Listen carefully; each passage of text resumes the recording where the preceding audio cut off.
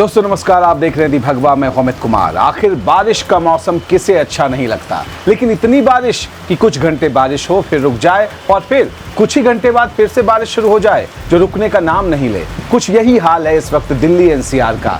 बारिश थमने का नाम नहीं ले रही। दोस्तों, बादल का बरसना किसे अच्छा नहीं लगता, लेकिन बहुत ज्यादा अगर बारिश हो जाए तो उसे भी कहते हैं अतिवृष्टि।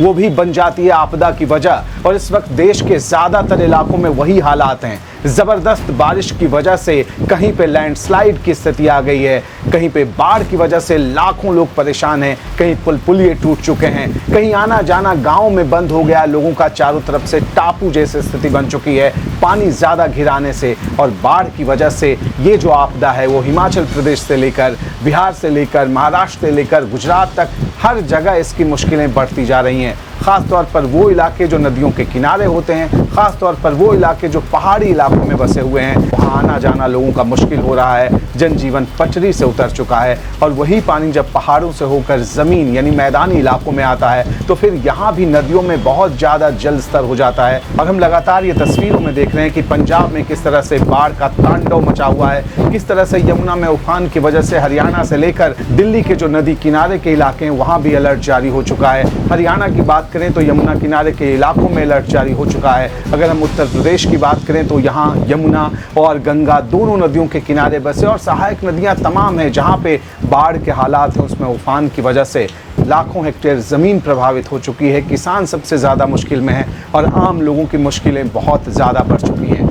देखिए मेरे पीछे आपकी निगाहें जहां तक भी जाएंगे सिर्फ बादल ही बादल नजर आएंगे। बारिश लगातार हो रही है। ये पूरा इलाका आप देख सकते हैं कि किस तरह से यहां बारिश थमने का नाम नहीं ले रही। इतनी ज़्यादा बारिश पहले नहीं हुआ करती थी, लगातार एक्सपर्ट्स बता रहे हैं। तो बारिश इतनी ज़्यादा हो रही तो हम और आप भी इसके लिए जिम्मेदार हैं।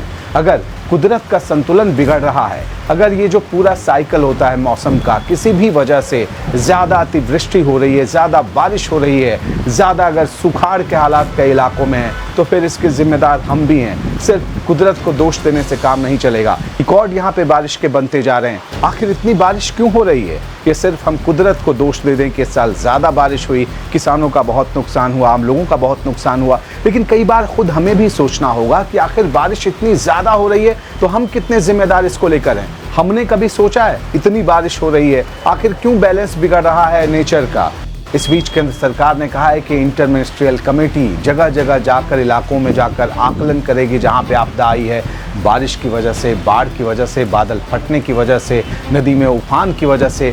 इन सारी चीज़ों का आकलन किया जाएगा क्योंकि इंफ्रास्ट्रक्चर के प्रोजेक्ट बड़े हद तक बड़े पैमाने पर प्रभावित होते हैं। इस स्थिति में पुल बनाना होता है, पुलिया बनाना होता है, सड़कों को दुरुस्त करना होता है, हज़ारों करोड़ का खर्च होता है। और ये किसी एक राज्य के बस की बात नहीं होती। अगर इस तरह की स्थितियाँ बन जाए कहीं भी तो जाहिर सी बात है कि इसको लेकर सरकार की एक जिम्मेदारी है और सरकार उसको पूरा करने में अपनी तरफ से लगी हुई है। फिलहाल की अगर मैं बात करूं तो सतर्क रहें, सावधान रहें। और बारिश की वजह से जिन इलाकों में नुकसान की स्थिति है, लोग आपदा में हैं, आफत में हैं, जितना हो सके उनके राहत अभियान में उन्हें मदद पहुंचाने वाले राहत अभियानों में बढ़ चढ़कर सहयोग करें। ये हम सबकी कोशिश होनी चाहिए और ये हमारा कर्तव्य भी है। फिलहाल के लिए इतना ही। देखते रहिए दी भगवा। नमस्कार।